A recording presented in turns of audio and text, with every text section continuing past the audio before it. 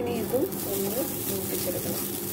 അപ്പം ഞാൻ എണ്ണയൊന്നും ഇല്ലാതെ വെറുതെയാണ് റോസ്റ്റ് ചെയ്യുന്നത്. സിമ്മിൽ വെച്ചിട്ട് റോസ്റ്റ് ചെയ്തെടുക്കാം കേട്ടോ.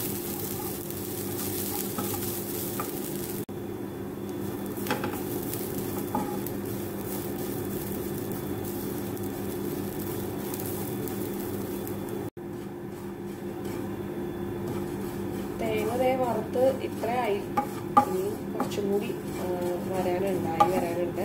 അപ്പം ഞാൻ ഇപ്പോഴും സിമ്മിൽ തന്നെയാണ് വെച്ചേക്കണേ. തീ കൂട്ടരുത്, കുറച്ചും കൂടെ ഒന്ന് ആവാനുണ്ട്. അപ്പം അതും കൂടെ ആയിട്ട് കാണിക്കാം. അങ്ങനെ ഇപ്പം നന്നായിട്ട് മൂത്തു കണ്ട.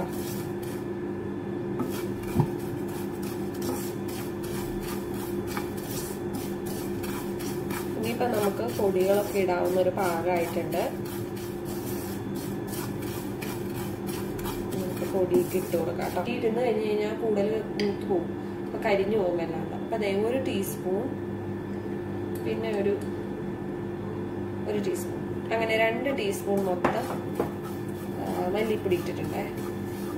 എപ്പോഴും ഇടുമ്പോൾ ആദ്യം മല്ലിപ്പൊടി ഇടണം, കാരണം മല്ലിപ്പൊടിക്ക് കൂടുതൽ മൂപ്പുണ്ടാവും. പിന്നെ വേണ്ടത് മുളക് പൊടിയാണ്. അപ്പം അത് ഇത്രയും മുളക് പൊടി ഇടുന്നുണ്ട്.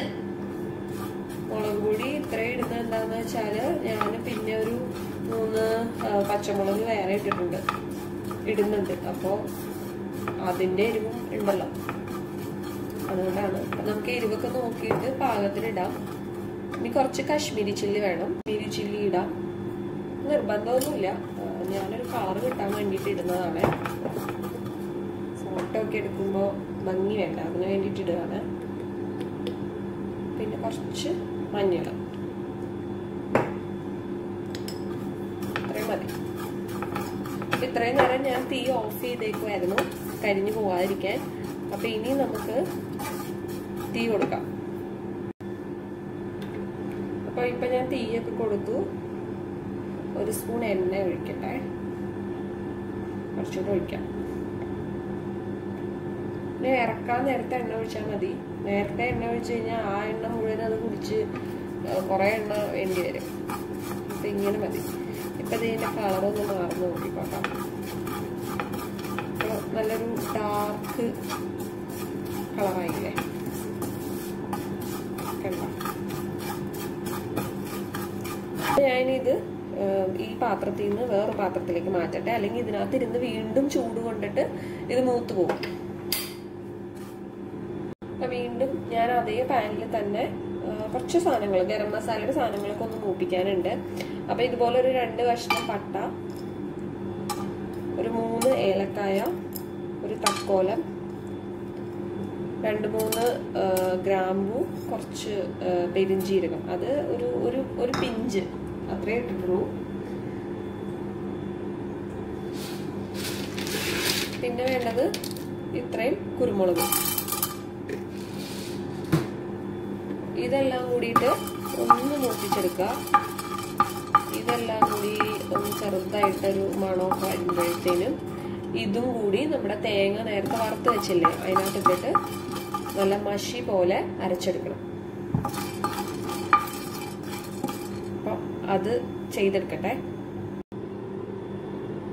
അപ്പൊ ഞാൻ നമ്മുടെ തേങ്ങയൊക്കെ ഇതുപോലെ വറുത്തു. അതേപോലെ നമ്മുടെ പട്ടയും ഗ്രാമ്പും ഒക്കെ നമ്മൾ വറുത്തില്ലേ, അതും കൂടി ഇതിനകത്തേക്ക് ഇട്ടു. ഇത് നന്നായിട്ട് ചൂടാറിയതിനു ശേഷം നല്ല മഷി പോലെ മിക്സിയിൽ അരച്ചെടുക്കാം. അപ്പൊ ഞാൻ കുറച്ച് വെളിച്ചെണ്ണ ഒഴിച്ചു. ഇത് ഇവിടുത്തെ വെളിച്ചെണ്ണയുടെ പ്രശ്നം അറിയാലോ, അപ്പൊ അതാണ് ഇങ്ങനെ ഇരിക്കണത്. വളരെ കഷ്ടപ്പെട്ട് ഞാൻ ഇത്ര ഇട്ടത്. ഓക്കെ, പിന്നെ ഇത് നന്നായിട്ടൊന്ന് മൂത്ത് വരട്ടെ. തീ നന്നായിട്ട് കൂട്ടി വെച്ച് കൊടുക്കാട്ടോ. മൂത്ത് വരട്ടെ, സോറി, നന്നായിട്ട് ചൂടാവട്ടെ. അപ്പൊ വെളിച്ചെണ്ണ ചൂടായി കഴിയുമ്പോഴത്തേനും അതിലേക്ക് 2 സവാള, 2 മീഡിയം സൈസ് സവാള, അതുപോലെ ഒരു 3 പച്ചമുളക് ഇതേപോലെ ചെറിയ കഷ്ണങ്ങളാക്കിയത്.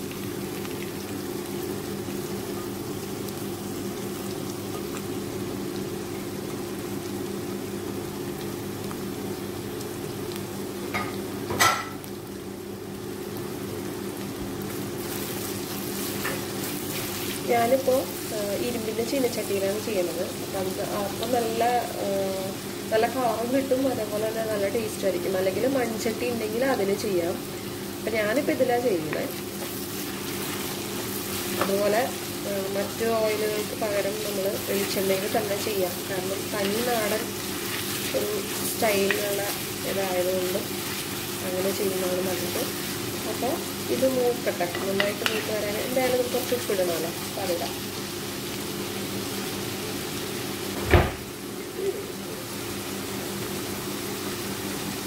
കുറച്ച് ഉപ്പിടാം. അപ്പോൾ ഇത് നന്നായിട്ട് അത്യാവശ്യം ഒന്ന് മൂത്തിട്ടുണ്ട്. അപ്പോൾ നമുക്കിനി ഇഞ്ചിയും വെളുത്തുള്ളിയൊക്കെ ചേർക്കാം. അതിന് തീയൊന്ന് കുറച്ചോട്ടെ. അപ്പോൾ ഇഞ്ചിയും വെളുത്തുള്ളിയും ചേർക്കുമ്പോൾ 1.5 ടീസ്പൂൺ ഇഞ്ചിയും 1.5 ടീസ്പൂൺ വെളുത്തുള്ളി അങ്ങനെയാണ് എടുത്തേക്കുന്നത്. ഇനിയിപ്പോൾ നിങ്ങൾക്ക് അതിൻ്റെ അളവിലൊക്കെ വ്യത്യാസങ്ങൾ വരട്ടണമെങ്കിൽ വരക്കാം. ഇതും കൂടി ഇട്ട് മൂപ്പിച്ചിട്ട് ഇതിൻ്റെ ഒരു പച്ചമണം മാറുന്ന വരെ ഒന്നുകൂടി മൂപ്പിക്കും. അപ്പോൾ ഇത് നന്നായിട്ട് മൂത്തിട്ടുണ്ട്. ഇതിൻ്റെ ആ ഒരു പച്ചമണമൊക്കെ മാറി. ഇനി നമുക്കിതിലേക്ക് തക്കാളി ഞാൻ ഒന്നര തക്കാളിയാണ് കേട്ടോ ചേർക്കുന്നത്.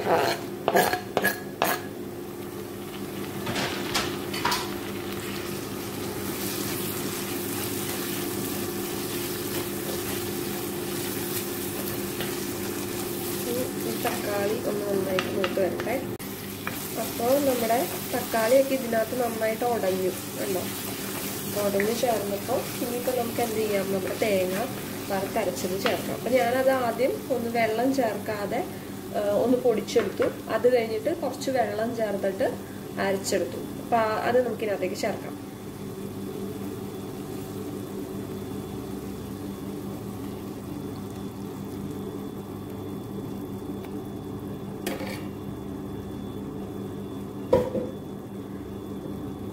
ഇതൊന്ന് മിക്സ് ചെയ്ത് കൊടുക്കാതെ നന്നായിട്ട്.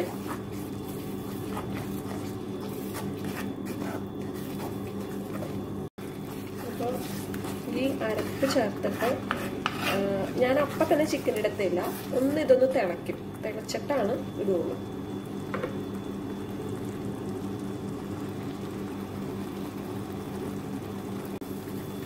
അപ്പോൾ ചിക്കൻ ഇടാണേ.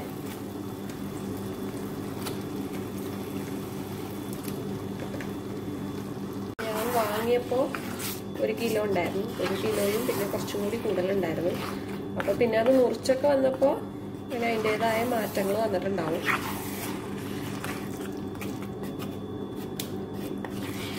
ഇത് നന്നായിട്ട് ഇങ്ങനെ മിക്സ് ചെയ്തെടുത്തിട്ട് ഇനി നമുക്ക് എന്ത് ചെയ്യാം, ഉപ്പിടും.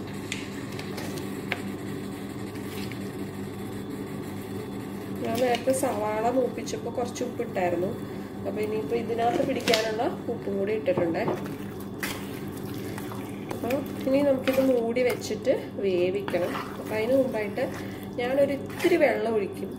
അതെന്താണെന്ന് വെച്ചാൽ എന്ത് വേവും ചിക്കനിൽ നിന്ന് വെള്ളം ഇറങ്ങുമെന്ന് പറഞ്ഞാലും കുറച്ച് വെള്ളം നമ്മൾ ഒഴിച്ചു കൊടുത്താൽ നല്ലതാണ്. അപ്പോൾ അത് ഞാൻ ഒഴിക്കാം. അപ്പോൾ ഇത് ഒരു ഗ്ലാസ്സിൽ ഇത്ര എടുത്തിട്ടുള്ളൂ കേട്ടോ.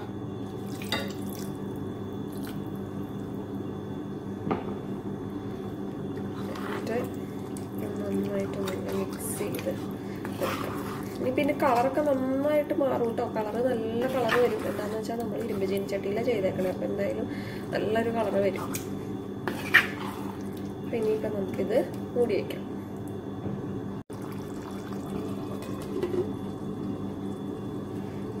മൂടി വെച്ചിട്ട് ഞാനിപ്പോൾ സിമ്മിലാണ് വെക്കണേ. എന്താണെന്ന് വെച്ചാൽ എൻ്റെത് ഇരുമ്പ് ചീനച്ചട്ടി ആയത് അടിക്ക് പിടിക്കും പെട്ടെന്ന്. അപ്പം നിങ്ങൾ മൺചട്ടി ആണെങ്കിലും അടിക്ക് പിടിക്കും. അപ്പം അത് കാരണം ശ്രദ്ധിച്ചോണം. മീഡിയത്തിലും അല്ല, ഞാൻ സിമ്മിലാണ് വെച്ചേക്കണേ.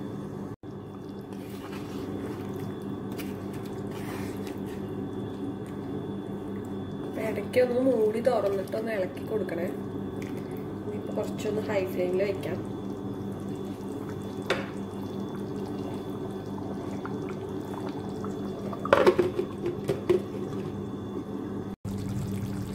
അപ്പോൾ ആവശ്യത്തിന് ചിക്കനിൽ നിന്നൊക്കെ വെള്ളം ഇറങ്ങി കണ്ട. അതേ ഇങ്ങനെ ഈ ചാറിനൊക്കെ ഒരു കൊഴുപ്പുണ്ട് കണ്ട. നല്ല കൊഴുത്ത ചാറായി വന്നു. അപ്പം ഇനി ഒന്നും കൂടി ഞാനിത് വരുത്തുന്നുണ്ട്. നിങ്ങൾക്ക് വേണമെങ്കിൽ ഈ ഒരു പാകത്തിൽ എടുക്കാം. നിങ്ങൾക്ക് ചപ്പാത്തിയുടെ കൂടെയും അല്ലെങ്കിൽ അപ്പം, പൊറോട്ട, ഇടിയപ്പം അങ്ങനെയൊക്കെയുള്ള സാധനത്തിൻ്റെയൊക്കെ കൂടെ കഴിക്കാനാണെങ്കിൽ ഈ ഒരു പാകം നല്ലത്. എന്ന് വെച്ചാൽ ഒരു സെമി ഗ്രേവി പരുവത്തിലാണ് ഇരിക്കണം. ഇങ്ങനെ വേണമെങ്കിൽ ഇങ്ങനെ എടുക്കാം. അതല്ല നമുക്ക് നല്ലോണം വരട്ടി എടുക്കണമെങ്കിൽ അങ്ങനെ എടുക്കാം. അപ്പം ഞാനിപ്പോൾ കുറച്ചുകൂടി നന്നായിട്ട് വരട്ടിയാണ് എടുക്കണത്. ഞാനിന്നിപ്പോൾ ചോറിൻ്റെ കൂടെയും കഴിക്കുന്നുണ്ട്. അപ്പോൾ ഞാനിത് തീ നന്നായിട്ട് കൂട്ടാം. എന്നിട്ട് ഒന്നും കൂടി വറ്റിച്ചെടുക്കുന്നുണ്ട്. കൂടാതെ ഞാൻ നന്നായിട്ട് വരട്ടി ഇതുപോലെ ആക്കിയെടുക്കും. കണ്ടോ? ഇനി ഒരു പരിപാടി ഇന്നത്തെ താളിക്കാനുണ്ട്. അത് താളിച്ചിട്ട് കാണിച്ചു തരാം. അതിനു മുമ്പ് താളിക്കുന്നതിന് മുമ്പ് ഞാൻ കുറച്ച് കുരുമുളക് പൊടി ഇടുന്ന കാര്യം മറന്നുപോയി. കുറച്ച് കുരുമുളക് പൊടി ഇതിൻ്റെ മുകളിൽ ഇടുന്നുണ്ട് കേട്ടോ.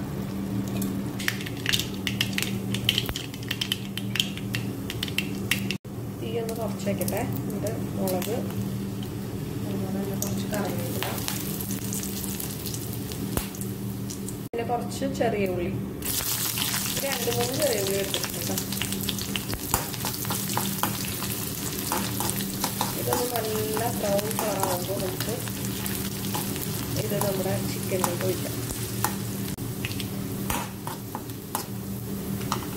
ഇതൊന്ന് മൂത്തിട്ടുണ്ട്.